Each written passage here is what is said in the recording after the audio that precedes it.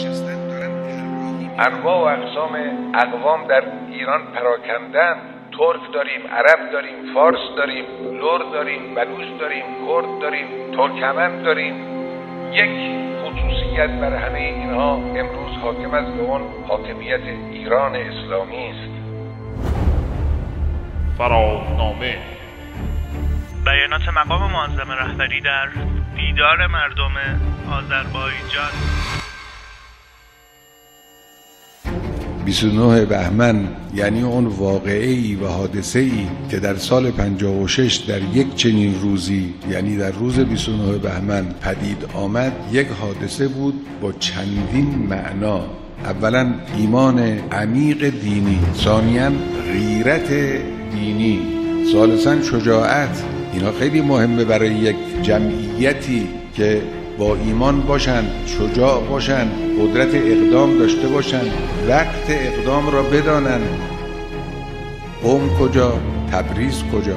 اینجور نبود که 40 رو خود مردم قم بگیرن، تبریز گرفت.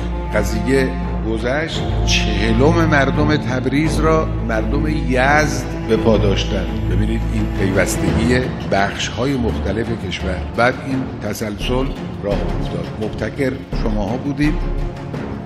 یه عده سعی نکنن چهره آمریکا رو بزک کنن، آرایش کنن.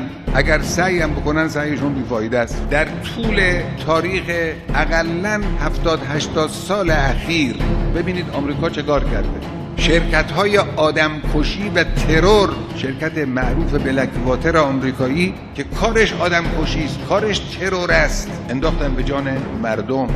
زندان گوانتانامو رو همه میدونن، زندان ابوغریب عراق رو همه میدیدن، حمله به کاروان‌های عروسی افغان‌ها رو دیدن، کمک به تروریست‌های نامدار رو که افتخار میکنن به تروریست بودن خودشون همه دیدن. این توی سیاهه اعمال آمریکا اینا ثبته.